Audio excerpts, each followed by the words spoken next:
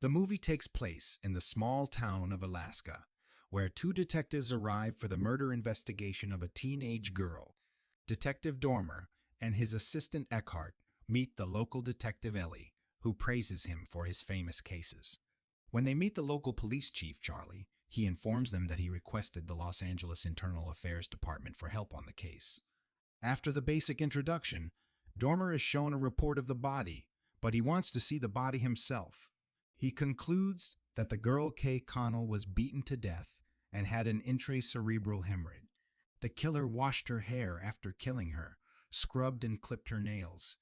As the body is not mutated, Dormer assumes the killer knew her. The old bruises on her body indicate that she has been abused. Later, Dormer visits her home and finds an expensive designer dress, so he assumes Kay must have a secret lover who gifted her expensive stuff. Moreover, Kay has a torn picture of her and her best friend, Tanya. Dormer intends to meet her boyfriend Randy and Tanya for investigation. When Dormer decides to investigate Randy at school, he realizes it's 10 p.m. and it doesn't get dark at night. Later, Dormer and Eckhart arrive at a hotel, and the owner Rachel informs them about closing hours. While waiting for dinner, they discuss that the Internal Affairs Department is soon opening old cases of Dormer, and Eckhart has decided to testify against Dormer. This betrayal by his friend shocks Dormer, who stays up all night.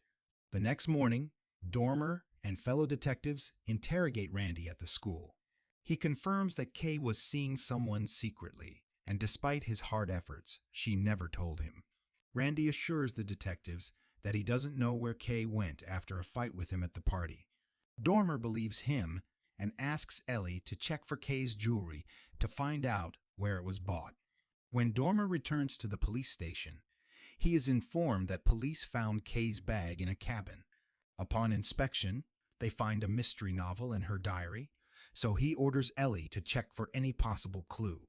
He gets the idea to put the bag back in the cabin and announce the disappearance of the bag to lure out the killer.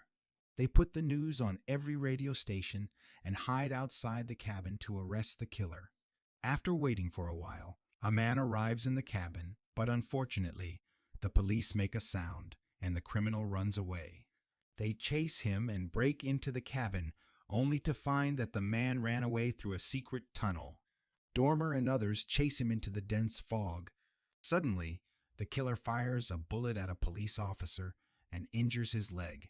Dormer runs after him and fires a bullet at a human figure he can't see clearly. He soon realizes that he fired at Eckhart, and Eckhart accuses Dormer of shooting him deliberately, and he eventually dies. Dormer freaks out, but makes it sound like Kay's killer killed Eckhart. While giving a statement later, Dormer gets angry that the police were unaware of a secret exit tunnel that helped the killer escape. Additionally, Chief Charlie assigns Ellie to assess Eckhart's case. Meanwhile, Dormer calls Eckhart's wife and informs her about his death, and she gets very upset and demands Dormer kill the culprit. Ellie asks Dormer to rest for today, and he leaves. On his way back, Dormer feels nauseous and comes across an abandoned alley where he notices a dead pig. Later, he tries to hide his gun in his room under tiles and washes bloodstains from his clothes. That night, he can't sleep and gets visions of Kay and Eckhart. The next morning, he visits the officer who was shot in the leg and tries to find out if he remembers anything from the shooting. But he gets relieved to know that the officer couldn't see anything. Next, they visit the crime scene, and the team looks for evidence of the killer, and finally, they find the bullet fired by the killer. As they send the bullet for forensics, Dormer returns to his hotel, and Rachel informs him about multiple calls from his boss Warfield.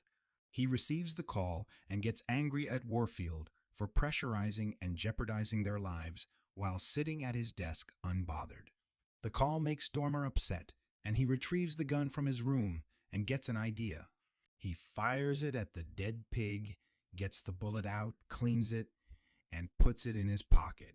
Next, he goes to the forensic department and cleverly exchanges the real bullet with his fake one. He returns to the station, and Ellie asks him to sign the case report and notices that Dormer looks disheveled and disoriented from the lack of sleep. That night again, Dormer can't sleep as he sees images of blood and dead Eckhart. Suddenly, his phone rings and an unknown person starts to blackmail him that he saw Dormer fire at Eckhart. An anxious Dormer gets more restless and stays awake the whole night. The next day, he attends the funeral of Kay and notices that her best friend is flirting with Randy. So he offers her a ride and, on their way home, stops to interrogate her.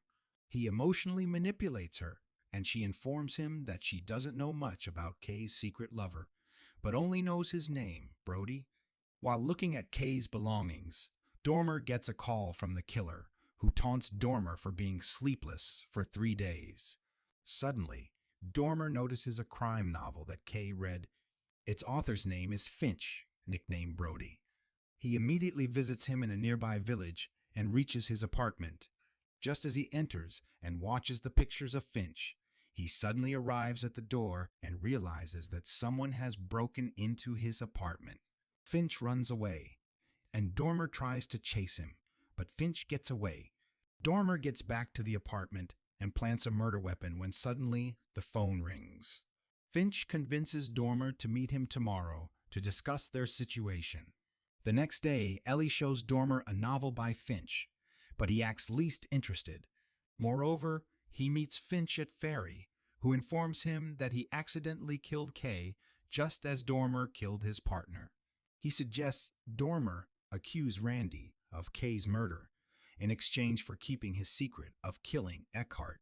As Finch leaves the ferry, he mentions recording their conversation so Dormer can't outsmart him. Later that night, Finch calls and apologizes to Dormer for recording his conversation. Finch elaborates on how he killed Kay. According to him, she came to him and he kissed her, but she laughed at him. He felt humiliated and killed her instantly for making fun of him. Meanwhile, Ellie finds out that the Internal Affairs Department is investigating cases of Dormer and gets suspicious.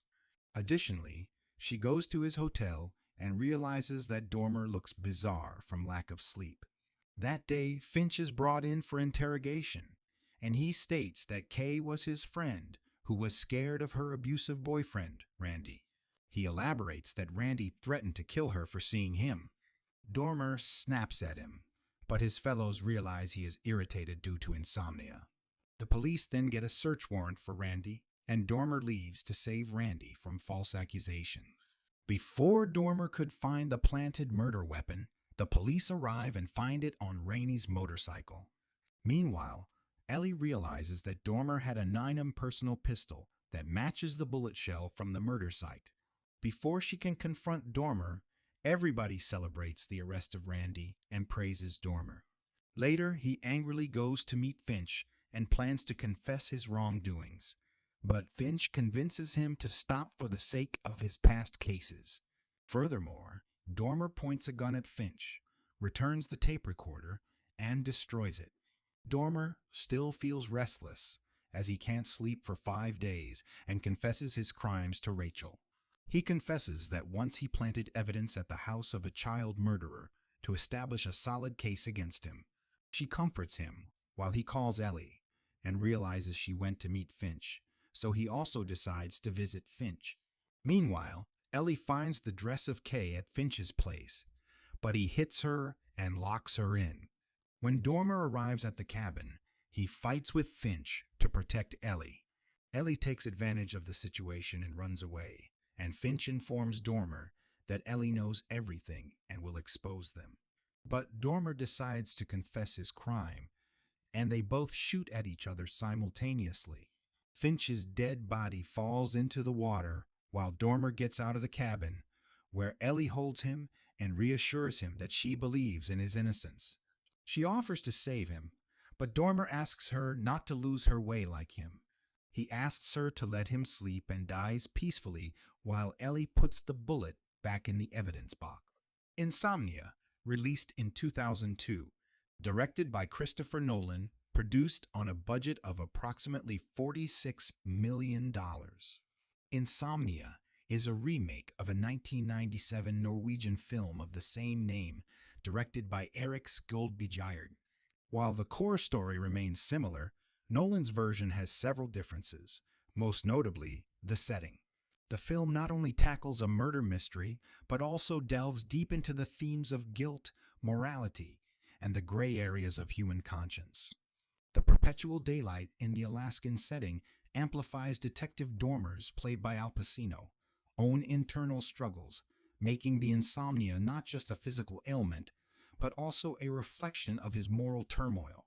Insomnia stands as one of the more understated films in Nolan's filmography, but showcases his skill in crafting intense, character-driven narratives. Please subscribe for more videos like this. Thanks for watching, and we'll see you at the next recap.